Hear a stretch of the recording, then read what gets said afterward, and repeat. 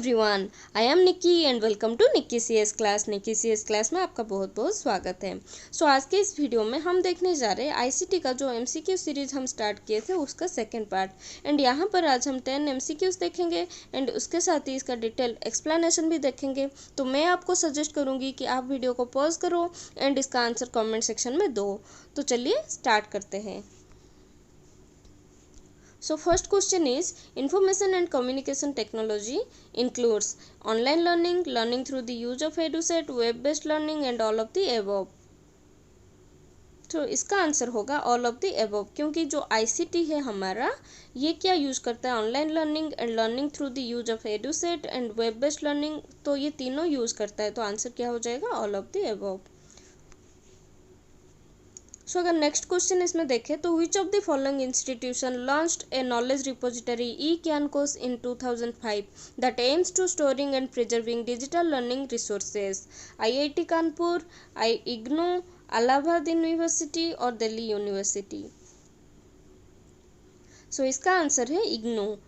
इग्नू, इसके बारे में अगर हम देखें तो ई-ज्ञानकोश और Gyankosh is one thing and it is a national repository of IGNOU to store, index, preserve, distribute and share the digital learning resources developed by the open and distance learning institution. So जितने भी हमारा online learning resources था digitally यहाँ पर एक repository है जहाँ पर कि हम स्टोर करते हैं। तो यह पहले स्टार्ट हुआ था इग्नू से 2005 में।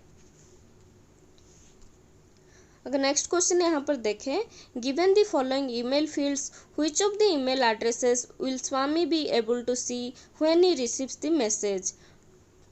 सो to ram@test.com, cc.raj@test.com and ravi@test.com। यह cc मतलब क्या होता है, कार्बन कॉपी, एंड bcc मतलब ब्लाइंड कार्बन कॉपी। तो यहाँ पर क्वेश्चन पूछा है कि स्वामी कौन सा मेल आईडी देख सकता है।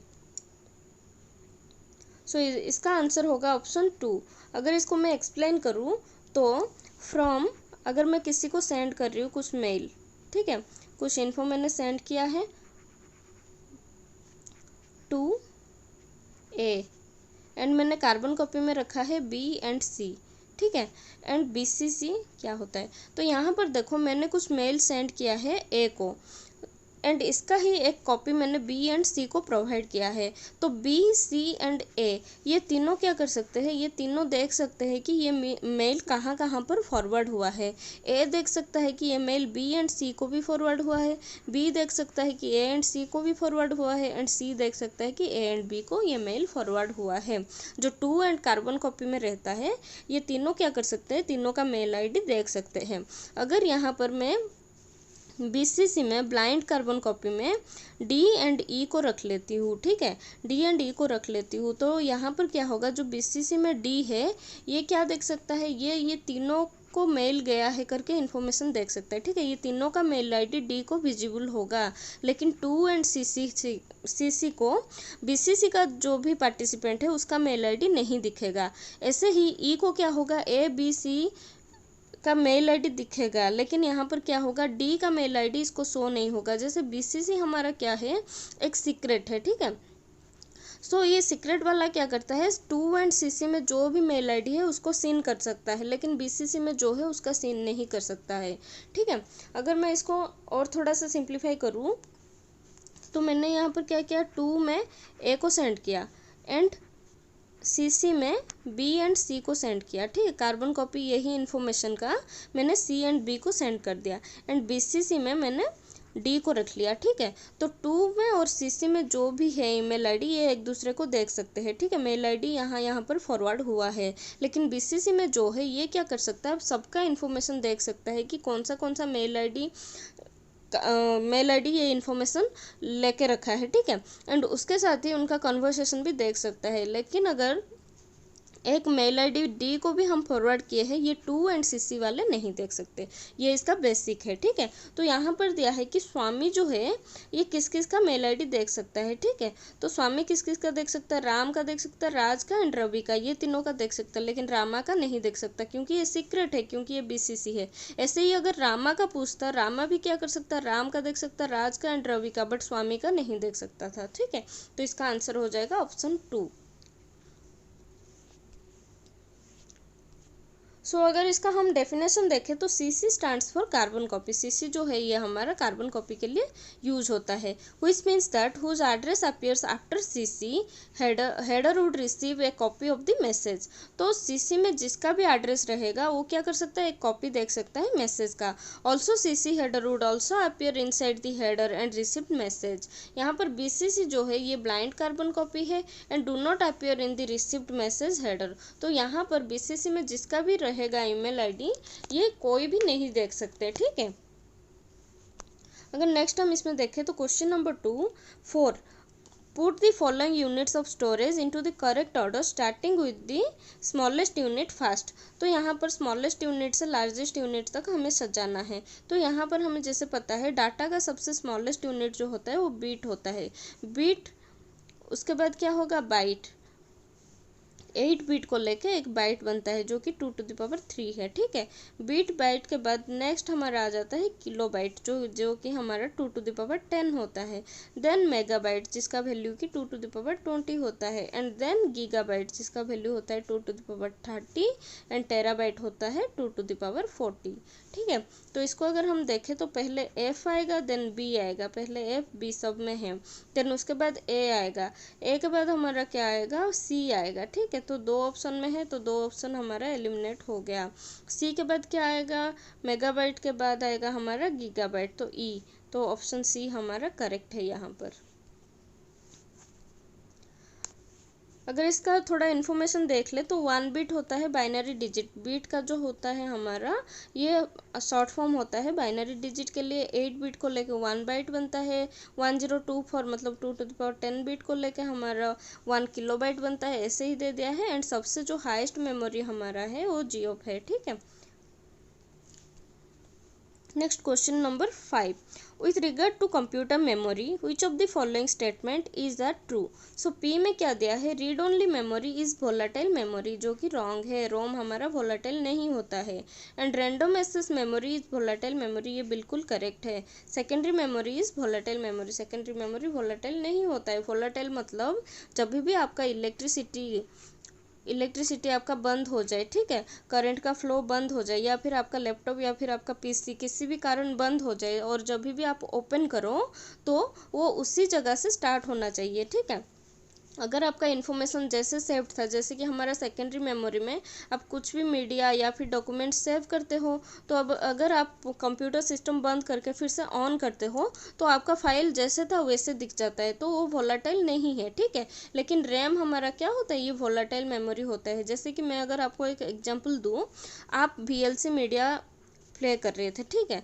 जैसे ही हम कुछ भी प्रोग्राम प्ले करते हैं लैपटॉप पे, वो हमारा रैम पे आ जाता है, रैम पे होता है, ठीक है। अगर आपका लैपटॉप या फिर PC या फिर मोबाइल बंद हो जाता है, स्विच ऑफ हो जाता है, जब आप स्विच ऑन करते हो तो क्या आपको VLC मीडिया प्लेयर ऐसे दिखता है, नहीं दिखता है, वो बंद हो जाता है, वो उड़ जाता है, ठीक है। इसीलिए हमारा जो रैम है ये वोलाटाइल मेमोरी है। ऐसे अगर रीड ओनली मेमोरी देखें हम, ये वोलाटाइल नहीं है, क्योंकि जो भी हम जैसे हम लैपटॉप को ऑन करते हैं तो वो पहले एक प्रोग्राम से बूट होता है, ठीक है। प्रोग्राम से बूटिंग होकर हमारा कंप्यूटर सिस्टम ऑन होता है। तो जो बूटिंग वाला हमारा प्रोग्राम है वो रोम में लिखा जाता है। तो रोम अगर हमारा उड़ जाए तो हमारा कंप्यूटर सिस्टम का ऑपरेटिंग सिस्टम स्टार्ट ही नहीं होगा। तो रैम भी हमारा वोलाटाइल नहीं है। तो इसका आंसर क्या हो जाएगा, Q ओनली। अगर यहाँ पर हम देखें तो इसका कॉन्सेप्ट दे रखा है, आप पढ़ लेना। और next question number 6 each character on the keyboard of a computer has an ASCII value which stands for. ASCII का मतलब क्या होता है, American standard code for information interchange, ये होता है ASCII का फुल फॉर्म। सो ASCII के बारे में अगर देखें, ASCII was originally designed for the use with teletapes and so the description are somewhat obscure. Their use is frequently not as intended. यहाँ पर क्या है, जैसे ही हम कीबोर्ड में कुछ टाइप करते हैं, हमें तो पता है कि कंप्यूटर जीरोस एंड वंस को ही समझता है, बाइनरी को, उसके सिवा ये कुछ नहीं समझता। तो फिर आप कीबोर्ड में A टाइप करते हो या फिर B टाइप करते हो या फिर कॉमा ही टाइप करते हो या फिर क्वेश्चन मार्क, ये कैसे समझ लेता है सिस्टम, ठीक है। तो A के लिए जो ASCII वैल्यू होता है वो शायद 65 होता है, B के लिए 66, ऐसे ही करके हर एक कीवर्ड के लिए हमारा एक नंबर ASCII वैल्यू यूज होता है, जो कि बाइनरी बाइनरी में कन्वर्ट हो जाता है एंड हमारा सिस्टम जान लेता है with in fraction of second कि ए यहाँ पर क्लिक किया गया है, ठीक है, या फिर क्वेश्चन मार्क क्लिक किया है। तो ये होता है आस्की वैल्यू कि हर एक सिंबल के लिए जितना भी हम यूज़ करते हैं वहाँ पर एक आस्की वैल्यू यूज होता है। अगर नेक्स्ट क्वेश्चन नंबर 7 देखें, which of the following is not a program, तो ये सब में कौन सा एक प्रोग्राम नहीं है। तो पास्कल एक प्रोग्राम है, जावा सी प्लस प्लस एक प्रोग्राम है, लेकिन जो माइक्रोसॉफ्ट ऑफिस है ये एक प्रोग्राम नहीं है। सो प्रोग्रामिंग लैंग्वेज क्या है? Programming language usually refers to high level language such as basic C++, COBOL, Java, Fortran and Pascal। तो यहाँ पर क्या होता है, जो भी प्रोग्राम है वो सेट ऑफ इंस्ट्रक्शन होता है जो कि एग्जीक्यूट होता है एंड ये किसी स्पेसिफिक टास्क के लिए बनाया जाता है, ठीक है। तो हमारा जो माइक्रोसॉफ्ट ऑफिस है वो एक प्रोग्राम नहीं है। अगर क्वेश्चन नंबर 8 देखें तो minimum number of bits required to store any 3 digit decimal number is equal to, तो 3 डिजिट डेसिमल नंबर बोला है। अगर 3 डिजिट डेसिमल का हम लार्जेस्ट नंबर ले तो क्या हो जाएगा? 999। तो कितना बीट चाहिए 999 को स्टोर करने के लिए? वर्स्ट केस में हमारा 999 हो सकता है। अगर बेस्ट केस हम देखें तो हमारा क्या होता है, 3 डिजिट नंबर 100 आता है, ठीक है।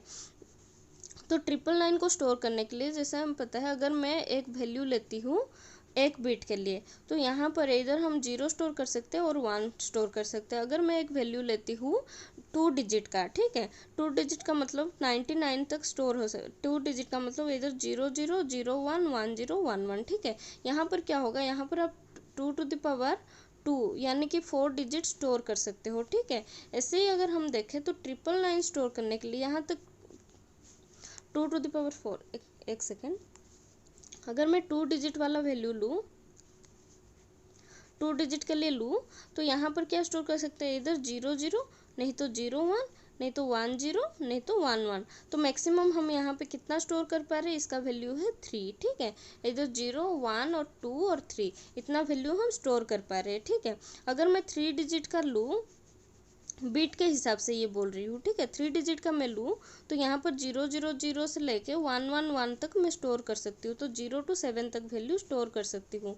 तो ऐसे ही कितना डिजिट का मैं बीट का मैं लूँ तो वहाँ पर मैं 3 डिजिट का जो लार्जेस्ट नंबर है 999 को स्टोर कर सकती हूँ। तो इसको सॉल्व करने के लिए सिंपल सा फंडा क्या है कि आपको देखना है कि 2 टू द पावर कितना लेने से वो 999 से थोड़ा सा बड़ा हो जा रहा है, ठीक है। अगर मैं 2 टू द पावर 10 लूँ तो इसका वैल्यू कितना हो रहा है, 1024, ठीक है। तो 1024 इज ग्रेटर देन 999। अगर मैं 2 टू द पावर 9 ले लूँ, अगर ये ज़्यादा बड़ा हो जा रहा है, ठीक है, इज ग्रेटर देन 999, तो अगर मैं 2 टू द पावर 9 ले लूँ तो इसका वैल्यू हो जाएगा 512, ठीक है, 512 जो कि लेस देन हो गया 999 से। तो हम यहाँ पर 2 टू द पावर 9 डिजिट लेके भी, 9 प्लस लेके भी, 9 बिट लेके भी हम यहाँ पर 999 को स्टोर नहीं कर पाएंगे। इसीलिए हम मिनिमम नंबर ऑफ बिट कितना चाहिए, 2 टू द पावर 10 बिट चाहिए, जहाँ की हम स्टोर कर सकते हैं किसको, 999 को। अगर आपको समझ नहीं आ रहा है तो कमेंट सेक्शन में बताना, मैं इसका 2-3 सेम मॉडल का क्वेश्चन और लेके आऊँगी, ठीक है। सो आंसर है 10 बिट।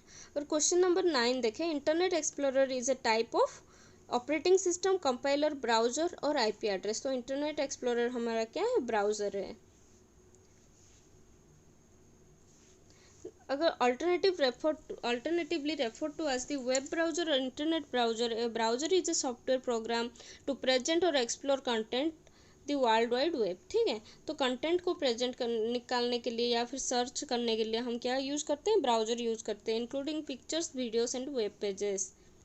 अगर नेक्स्ट हम देखें तो क्वेश्चन नंबर 10 में क्या दिया है, POP3 and IMAP are the email accounts in which one automatically gets one mail every day, one has to connect to the server to read and write one's email.